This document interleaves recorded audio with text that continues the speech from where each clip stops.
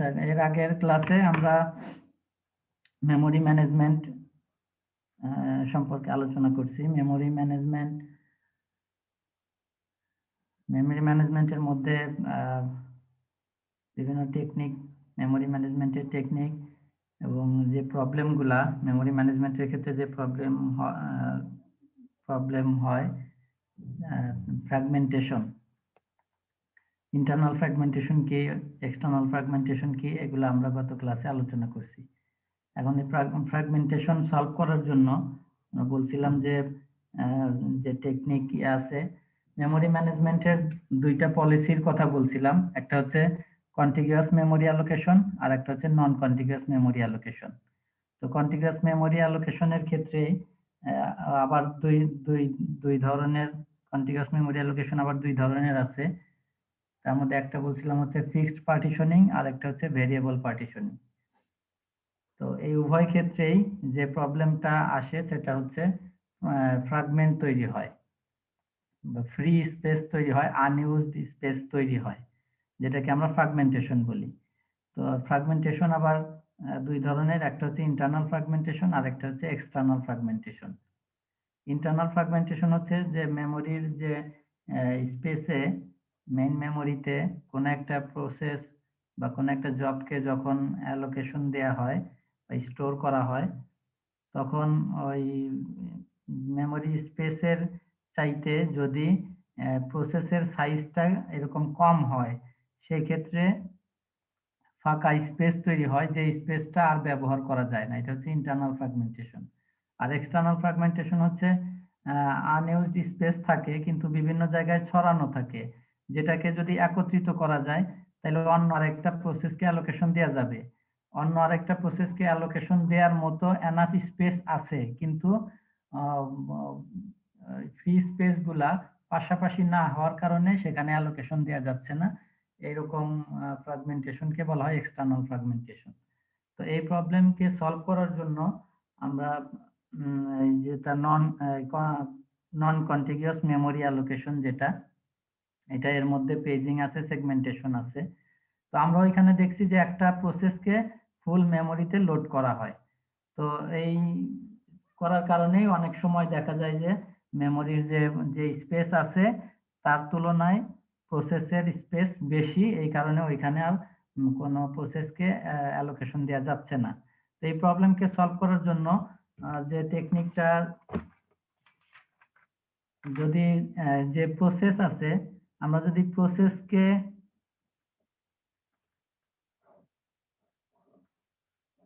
এটা ধরলাম main memory আর এটা হচ্ছে প্রসেস। তো প্রসেসকে যদি আমরা এরকম ছোট ছোট অংশে যদি ভাগ করি এবং মেমোরিকেও যদি আমরা ছোট ছোট অংশে ভাগ করি, তাহলে এই ক্ষেত্রে প্রয়োজন অনুযায়ী পুরা প্রসেসটাকে একই সাথে বা পাশাপাশি এটাকে স্টোর না করে এই এক একটা পার্টকে মেমোরির এক একটা পার্টে এখানে অ্যালোকেশন দেওয়া যায়। তো অ্যালোকেশন দিলে তখন যে আমাদের এই যে ফ্র্যাগমেন্টেশনের যে প্রবলেম, এটা অনেকটাই সলভ হবে। এই টেকনিককে বলা হয় পেজিং। তো পেজিং এর বেসিক কনসেপ্ট যেটা, সেটা হচ্ছে যে প্রসেসকে বা প্রোগ্রামকে এরকম কতগুলা সমান অংশে বিভক্ত করা, ঠিক একইভাবে মেমোরিকেও কতগুলা সমান অংশে বিভক্ত করা। প্রসেস বা এই প্রোগ্রামকে যে ছোট ছোট অংশে বিভক্ত করা হবে, এটাকে এই প্রত্যেকটা পার্টকে বলা হয় পেজ। আর মেইন মেমোরিকে যে ছোট ছোট অংশে ভাগ করা হয়, এই প্রত্যেকটা ভাগকে বলা হয় ফ্রেম। তো পেজকে এই এক একটা ফ্রেমে স্টোর করা বা অ্যালোকেশন দেয়া। তো এতে করে কি হবে, ওই যে যদি পুরা প্রসেসকে যদি আমরা মেমোরিতে স্টোর করতে চাই, তো দেখা যায় যে এখানে যে স্পেসটুকু আছে তার তুলনায় এই প্রসেসের স্পেস বেশি। তো তখন ওই প্রসেসকে মেমোরিতে অ্যালোকেশন দেওয়া যাচ্ছে না বা স্টোর করা যাচ্ছে না। তো যদি আমরা প্রসেসকে ছোট ছোট অংশে ভাগ করি, তো এক একটা অংশকে, একটা প্রোগ্রামের পুরোটুকুই তো আর একসাথে এক্সিকিউট হয় না। তো যে অংশটুকু প্রয়োজন সেই অংশটুকু এখানে স্টোর করা হলো, এরপর ওটাকে এক্সিকিউট করা হলো, আবার ওইটাকে সেকেন্ডারি মেমোরিতে ফিরিয়ে দেওয়া হলো, আরেকটা অংশ কি এক্সিকিউট করা হলো, অথবা পুরো প্রোগ্রামটাকে বিভিন্ন অংশে যেখানে যেখানে ফাঁকা স্পেস আছে সেখানে স্টোর করা যায়। এটাই হচ্ছে মূলত পেজিং। তো আর এর আগে বলছিলাম যে সিপিইউ সবসময় আমরা সিপিইউ সবসময় লজিক্যাল অ্যাড্রেস জেনারেট করে, লজিক্যাল অ্যাড্রেস। আর মেইন মেমোরিতে যে প্রোগ্রাম যেখানে থাকে, প্রোগ্রামকে স্টোর করা হয়, মেইন মেমোরিতে হচ্ছে ফিজিক্যাল অ্যাড্রেস থাকে। তো যখন প্রোগ্রামকে ফেস করা হয় বা এক্সিকিউট করা হয় তখন ফিজিক্যাল অ্যাড্রেস অনুযায়ী এটাকে এক্সিকিউট করা হয়, কিন্তু সিপিইউ জেনারেট করে সবসময় লজিক্যাল অ্যাড্রেস। তো অপারেটিং সিস্টেমের একটা ফাংশন হচ্ছে এই লজিক্যাল অ্যাড্রেসটাকে ফিজিক্যাল অ্যাড্রেসে কনভার্ট করা। তো পেজিং এর মধ্যে আরেকটা বিষয় হচ্ছে লজিক্যাল অ্যাড্রেসকে কিভাবে ফিজিক্যাল অ্যাড্রেসে কনভার্ট করা হয়। তো আমরা এখানে দেখি একটা এক্সাম্পল দেখি, তাইলে অনেকটা ক্লিয়ার হয়ে যাবে। আমরা ধরে নিলাম আমাদের একটা প্রোগ্রাম আছে,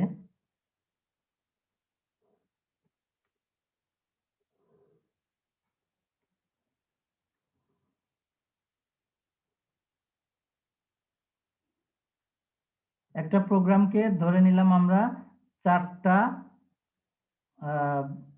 পার্টে এটাকে ডিভাইড করলাম। পুরাটা হচ্ছে একটা প্রোগ্রাম, এটাকে 4টা অংশে ভাগ করলাম। তো প্রত্যেকটা অংশকে বলা হবে এক একটা পেজ। তাহলে এখানে মোট পেজের সংখ্যা হচ্ছে 4, টোটাল নাম্বার অফ পেজ হচ্ছে 4। আর প্রতিটা পেজের সাইজ হচ্ছে 4 byte. Number of page equal to 4 আর নাম্বার অফ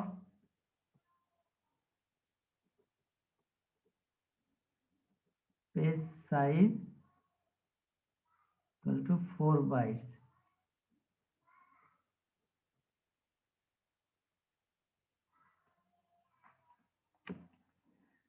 তাই এখন নাম্বার অফ পেজ যেহেতু 4, তাহলে আমরা 4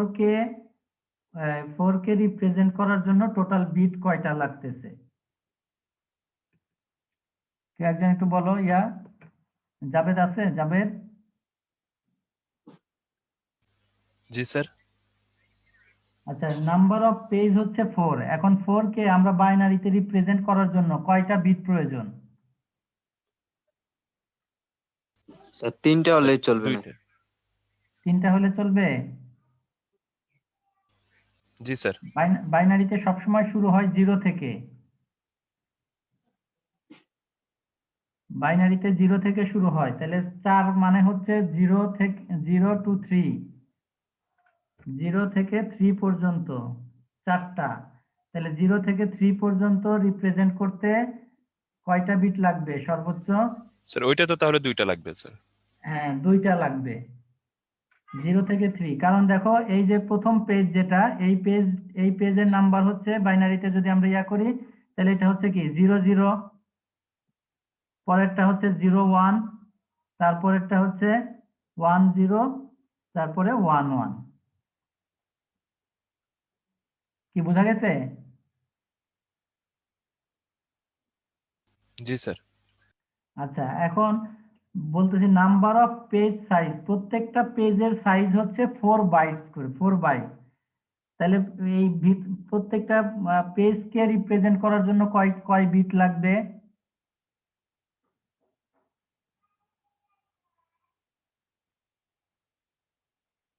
আমরা ধরে নিলাম এখানে ধরো এক একটা ইনস্ট্রাকশন হচ্ছে 1 বাইট করে, তাহলে প্রত্যেকটা পেজের সাইজ হচ্ছে 4 বাইট।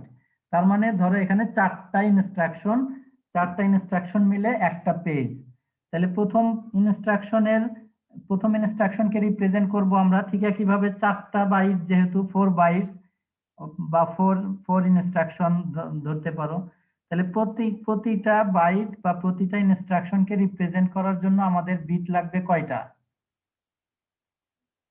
চারটাকে রিপ্রেজেন্ট করার জন্য স্যার সেখানেও দুইটা লাগবে স্যার। সেখানেও দুইটা, তাইলে এখানে চারটা ইনস্ট্রাকশন। ধরো প্রথম ইনস্ট্রাকশনটা এটা হচ্ছে 00, ধরে নিলাম এটা 00, তারপরে হচ্ছে 0 1 1 0 1 1। এটা হচ্ছে কোন কোন পেজে? 00 পেজে, সবগুলাই 00। ঠিক আছে, বোঝা গেছে? ঠিক একইভাবে পেজ জি 2 তে স্যার। যেটা পেজ 1 আর কি, 1 নাম্বার 1 মানে সেকেন্ড পেজ, এটার তো হচ্ছে বাইনারি হচ্ছে 01 অর্থাৎ 1। তো এখানেও প্রথম বাইট যেটা এটা হচ্ছে 00, তারপর এটা 01, তারপরটা 1011। এইভাবে চারটাকেই আমরা এইভাবে রিপ্রেজেন্ট করব। তাহলে টোটাল বিট হচ্ছে পেজকে রিপ্রেজেন্ট করার জন্য এখানে হচ্ছে 2 বিট, আর প্রতিটা পেজের সাইজটাকে রিপ্রেজেন্ট করার জন্য এখানে হচ্ছে 2 বিট। তাহলে এই যে অ্যাড্রেসটা, এই অ্যাড্রেসটা কিন্তু হচ্ছে এটা হচ্ছে লজিক্যাল অ্যাড্রেস। প্রোগ্রামের যে অ্যাড্রেস এটা হচ্ছে লজিক্যাল অ্যাড্রেস, আর মেমোরির যে অ্যাড্রেসটা সেটা হলো ফিজিক্যাল অ্যাড্রেস। তো লজিক্যাল অ্যাড্রেসকে তাহলে রিপ্রেজেন্ট করার জন্য মোট বিট লাগতেছে কয়টা? লজিক্যাল অ্যাড্রেসকে রিপ্রেজেন্ট করার জন্য total sir bit 4 bit. 4 bit. দুইটা হচ্ছে পেজ নাম্বারের জন্য, আর দুইটা যে পেজের সাইজ বা এখানে ইনস্ট্রাকশনের কথা বলতেছি, এটাকে বলা হয় অফসেট। তাহলে দুইটা হচ্ছে পেজ নাম্বারের জন্য বিট, আর দুইটা হচ্ছে অফসেটের জন্য। তাহলে আমাদের টোটাল আমরা লজিক্যাল অ্যাড্রেসকে রিপ্রেজেন্ট করব পেজ নাম্বার আর হচ্ছে অফসেট দিয়ে। অফসেটকে এটা ডি দিয়েও প্রকাশ করা হয়। তাহলে পেজ নাম্বার আর অফসেট এই দুইটা মিলে হচ্ছে লজিক্যাল অ্যাড্রেস। এখন এই লজিক্যাল অ্যাড্রেসটাকে ফিজিক্যাল অ্যাড্রেসে কনভার্ট করতে হবে, এটা অপারেটিং সিস্টেম করে। এখন লজিক্যাল অ্যাড্রেসকে কোন পদ্ধতিতে ফিজিক্যাল অ্যাড্রেসে কনভার্ট করা হয়? তো প্রত্যেকটা প্রোগ্রামের এই যে পেজ নাম্বার, অফসেট নাম্বার এবং তার করেসপন্ডিং যে ফ্রেম নাম্বার আছে, এগুলা একটা টেবিলের মধ্যে স্টোর করা হয়, যেটাকে পেজ টেবিল বলা হয়, পেজ টেবল বলা হয়।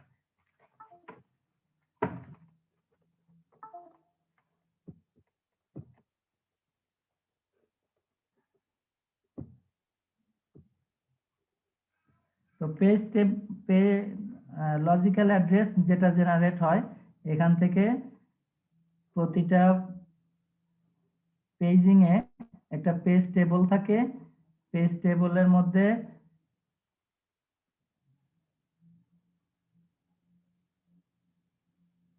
পেজ নাম্বার থাকে এবং তার করেসপন্ডিং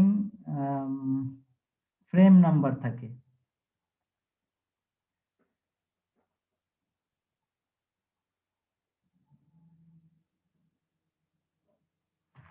আচ্ছা, এখন আমরা এখানে ধরে নিলাম যে এখানে আমরা তো ধরে নিছিলাম যে একটা প্রোগ্রামকে আমরা চারটা পেজে ভাগ করা হয়েছে। ঠিক একইভাবে আমরা ধরে নিলাম যে ফ্রেম নাম্বার, যেটা ফ্রেম মানে অর্থাৎ মেইন মেমোরি, যেটা মেইন মেমোরিকেও ঠিক সমান সাইজ। একটা কথা মনে রাখতে হবে কিন্তু, যে পেজিং এর ক্ষেত্রে প্রোগ্রামকে যে সাইজে ডিভাইড করা হবে, মেইন মেমোরিকেও ওই একই সাইজে ডিভাইড করা হবে, অর্থাৎ পেজের সাইজ এবং ফ্রেমের সাইজ সেম হবে। পেজ এবং ফ্রেমের সাইজ সেম হবে, বুঝতেছো?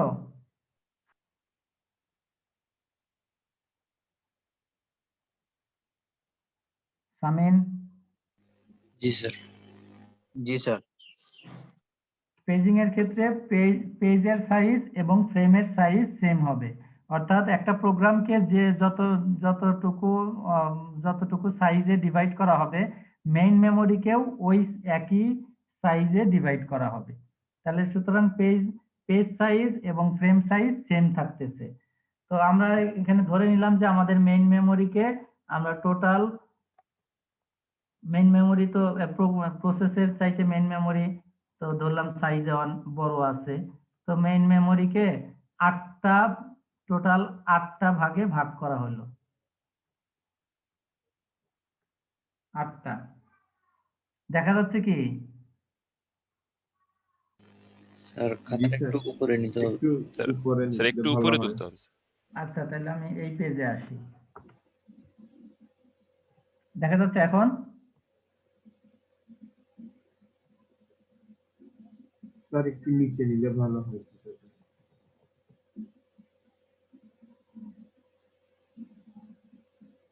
এখানে পেজ ছিল চারটা পেজ ছিল, আর ফ্রেম এখানে আমরা ধরে নিলাম ফ্রেম আছে টোটাল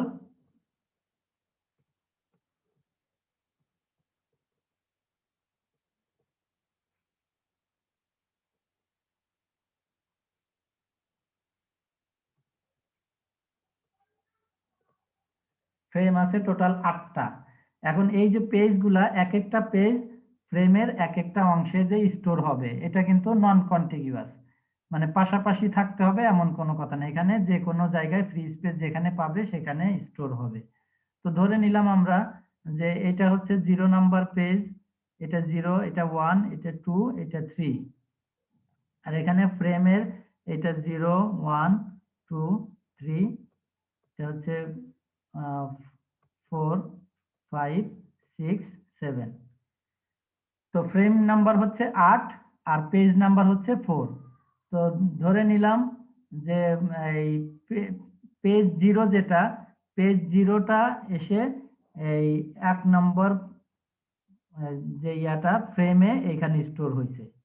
এটা হচ্ছে এখানে আসছে 0টা, আর 1 নম্বর পেজ যেটা, এটা ধরলাম যে 2 তে স্টোর হয়েছে, আর 2 নাম্বার যেটা এটা ধরলাম 3 তে স্টোর হয়েছে 2, আর এখানে 3 নম্বরটা ধরে নিলাম যে 5 এ স্টোর হয়েছে 3। তাহলে আমরা এখানে পেজ নাম্বারকে 4টা বিট দিয়ে আমরা রিপ্রেজেন্ট করছি।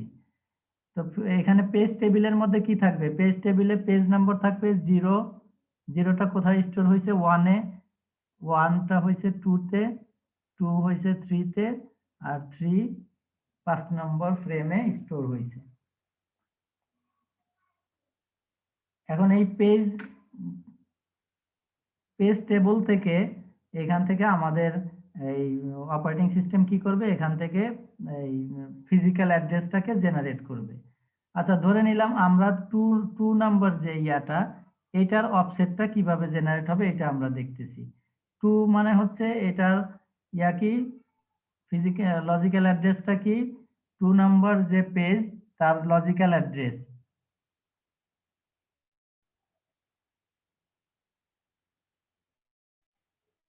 কত? লজিক্যাল অ্যাড্রেস যাবে 1 হ্যাঁ, পেজ নাম্বার হচ্ছে 1 আর অফসেট প্রথমটা, প্রথম ইয়ার ক্ষেত্রেই আমরা ধরে নিলাম প্রথম অফসেটটা কত? 00। ঠিক আছে? জি স্যার। তাহলে এইটা হচ্ছে ফিজিক্যাল লজিক্যাল অ্যাড্রেস। লজিক্যাল অ্যাড্রেসে এই প্রথম দুইটা বিট হচ্ছে পেজ নম্বর, আর পরের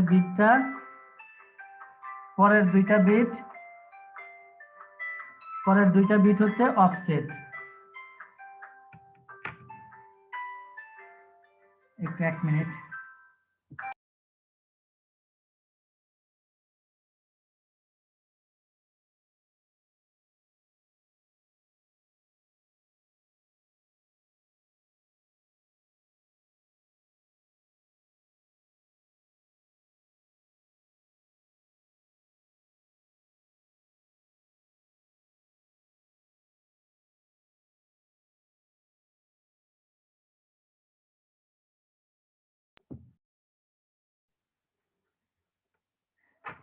তাহলে প্রথম দুইটা বিট হচ্ছে পেজ নাম্বার, আর পরের দুইটা বিট হচ্ছে অফসেট নাম্বার।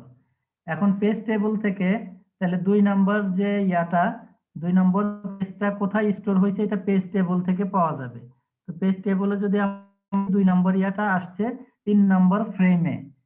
আচ্ছা, ফ্রেমের এটা বলি নাই, ফ্রেমকে যখন আমরা রিপ্রেজেন্ট করব, ফ্রেমকে রিপ্রেজেন্ট করার জন্য নাম্বার অফ ফ্রেম কত? Number of frame, number of frame, total frame number, frame কয়টা? মেইন মেমোরিকে কয়টা অংশে ভাগ করা হয়েছে? 4টা স্যার। 8টা স্যার। মেইন মেমোরিকে 8টা অংশে ভাগ করা হয়েছে, তাহলে নাম্বার অফ ফ্রেম হচ্ছে 8। তাহলে 8টা ফ্রেমকে রিপ্রেজেন্ট করার জন্য কয়টা বিট লাগবে?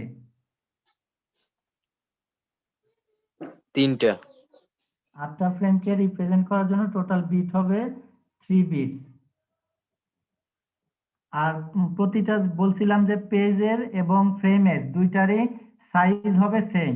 তাহলে পেজের সাইজ ছিল হচ্ছে 4 বাইট করে, তাহলে ফ্রেমের প্রত্যেকটা ফ্রেমের সাইজও হচ্ছে 4 বাইট। তাহলে সাইজ অফ ফ্রেম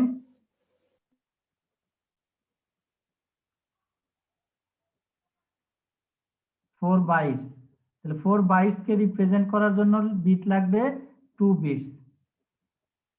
তাহলে প্রতিটা ফ্রেমকে রিপ্রেজেন্ট করার জন্য টোটাল বিট লাগতেছে 3 আর দিয়ে 5টা বিট। আর পেজকে রিপ্রেজেন্ট করার জন্য লাগতো 4টা বিট। দুইটা হচ্ছে পেজ নাম্বারের জন্য, দুইটা হচ্ছে অফসেটের জন্য। এখানে ফ্রেমকে রিপ্রেজেন্ট করার জন্য লাগবে 3টা বিট, আর ফ্রেম নাম্বার কে রিপ্রেজেন্ট করা হবে 3টা বিট দিয়ে, আর প্রতি অফসেট কে রিপ্রেজেন্ট করা হবে 2টা বিট দিয়ে। তাহলে এখানে মোট থাকবে 5টা বিট। এখন এই পেজ টেবল থেকে আমরা দেখতেছি 2 নাম্বার যে পেজটা, এটা 3 নাম্বার ফ্রেমে স্টোর হয়েছে। তাহলে 3 নাম্বার ফ্রেমের অ্যাড্রেসকে এখানে অ্যাড্রেসে কনভার্ট করতে হবে। তাহলে এটা ছিল হচ্ছে 2 নাম্বার হচ্ছে পেজ, 3 নম্বরে হচ্ছে ফ্রেম। তাহলে এর 3 নাম্বার ফ্রেমের অ্যাড্রেসটা তাহলে কি হবে?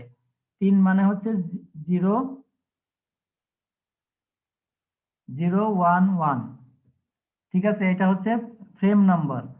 আর এখান থেকে অফসেটটা যে এর পাশে বসবে, ফ্রেমের পাশে, ফ্রেম নাম্বারের পাশে অফসেট নাম্বার বসবে। তাহলে অফসেট হচ্ছে এটা 0000। এইটা হচ্ছে ফিজিক্যাল অ্যাড্রেস। এটা ছিল 1100 ছিল লজিক্যাল অ্যাড্রেস, ফিজিক্যাল অ্যাড্রেস হচ্ছে 01100। এখন এই 01100 এইটাকে হেক্সাডেসিমালে কনভার্ট করতে হবে। আসলে অ্যাড্রেস তো মেমোরির অ্যাড্রেসটা হেক্সাডেসিমালে থাকে। তো হেক্সাডেসিমালে এটাকে রিপ্রেজেন্ট করার জন্য আমরা জানি যে 4 বিট করে নিতে হয়, হেক্সাডেসিমালে 4 বিট। তাহলে এখানে 4 বিট, আর এটাকে ফুলফিল করার জন্য 4 বিট করার জন্য তার আগে 0 বসাইতে হয়। তাহলে এটার অ্যাড্রেসটা কত হচ্ছে দেখো,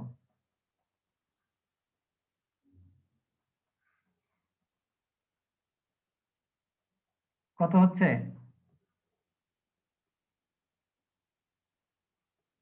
নিমিল আছো? জি স্যার। এটার অ্যাড্রেস তাহলে কত হচ্ছে হেক্সাডেসিমালে?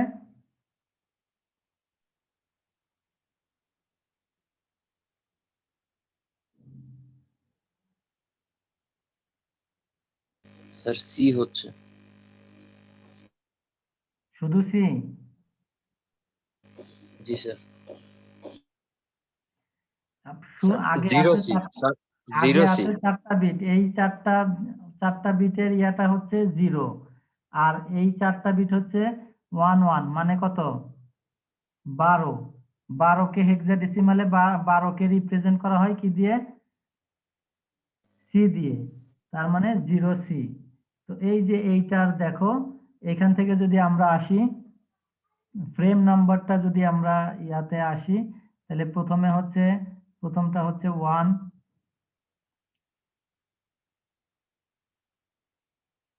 1 2,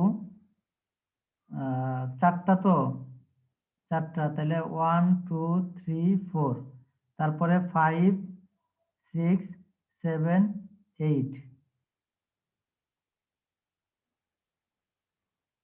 তারপর হচ্ছে এটা 9 9 10 না সরি ভুল এখানে একটু ইয়া হয়েছে, এটা হচ্ছে 0 থেকে শুরু হবে। 0 1 2 3, তারপরে হচ্ছে 4 5 6 7, এরপর হচ্ছে 8 9 10 11। এখান থেকে হচ্ছে 11 10 বলতে 10 হচ্ছে এ, 10 হচ্ছে এ, আর 11 হচ্ছে বি, আর এরপরে হচ্ছে সি। তার মানে এই যে এই অ্যাড্রেসটা এটা হচ্ছে 0C।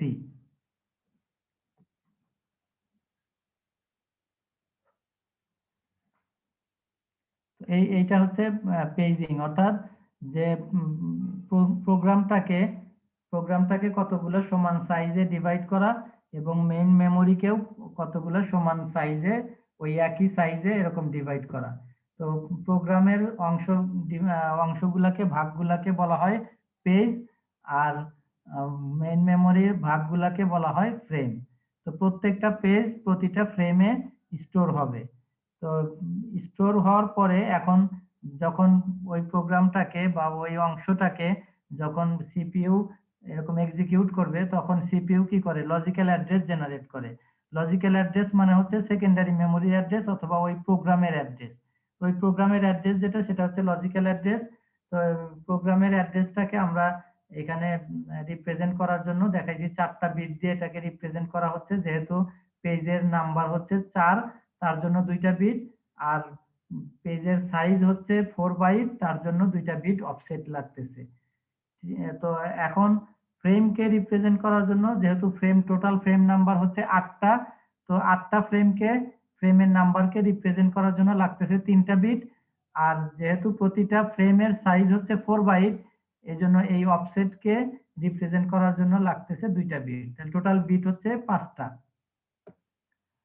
তো এই 5টা বিট এখন এই লজিক্যাল অ্যাড্রেসকে এই পেজ টেবল থেকে ফিজিক্যাল অ্যাড্রেসটাকে কনভার্ট করা হয়। এরপর ওই ফিজিক্যাল অ্যাড্রেস অনুযায়ী ওই ডাটাকে সিপিইউ অ্যাক্সেস করতে পারে বা ওইটাকে এক্সিকিউট করতে পারে। তো এই হচ্ছে মোটামুটি পেজিং এরিয়া। এখন পেজিং এর কারণে পেজিং হচ্ছে আমাদের আগে আমরা দেখলাম কন্টিগুয়াস মেমোরি অ্যালোকেশনের ক্ষেত্রে ফ্র্যাগমেন্ট তৈরি হয়। এই ফ্র্যাগমেন্টেশনের প্রবলেমকে সলভ করার জন্য পেজিং টেকনিক অ্যাপ্লাই করা হয়, অর্থাৎ নন কন্টিগুয়াস মেমোরি অ্যালোকেশন। তো পেজিং এর ক্ষেত্রে একটা প্রবলেম এরপরেও থেকে যাচ্ছে, সেটা হচ্ছে আমরা এখানে যা প্রোগ্রামটাকে যখন ডিভাইড করা হয়েছে, সমান অংশে ভাগ করা হয়েছে, সমান একটা প্রোগ্রামকে সমান 4টা অংশে ভাগ করা হয়েছে। এখন এখানে কথা হচ্ছে যে একটা প্রোগ্রামকে যদি আমরা ভাগ করি, সমান অংশে ভাগ করতে যাই, তো অনেক সময় প্রোগ্রামের বিভিন্ন ফাংশন থাকে, যেমন মেইন ফাংশনের অংশ আছে অথবা আরো বিভিন্ন ফাংশন প্রোগ্রামের মধ্যে থাকে। এখন যদি ভাগ করার ক্ষেত্রে দেখা যায় একটা ফাংশনের অর্ধেক অংশ একটা পেজের মধ্যে পড়ে গেছে, আরেকটা অংশ আরেকটা পেজের মধ্যে পড়ে গেছে, এই ক্ষেত্রে ওই প্রোগ্রামটা তখন এক্সিকিউট করতে গেলে ওইটাকে এরর দেখাবে। কারণ একটা ফাংশন যদি কমপ্লিট না হয়, তাহলে ওই ফাংশন এক্সিকিউট করার ক্ষেত্রে কম্পাইলার ওইটাকে এরর দেখাবে। তো এটা হচ্ছে পেজিং এর একটা প্রবলেম। পেজিং করতে যেয়ে অনেক সময় প্রোগ্রাম এরকম এক্সিকিউট না হইতে পারে, কারণ একটা প্রোগ্রামের কিছু অংশ একটা পেজের মধ্যে, কিছু অংশ অন্য পেজে পড়ার কারণে। তো এই প্রবলেমকে সলভ করার জন্য আরেকটা টেকনিক হচ্ছে, এটা হচ্ছে সেগমেন্টেশন।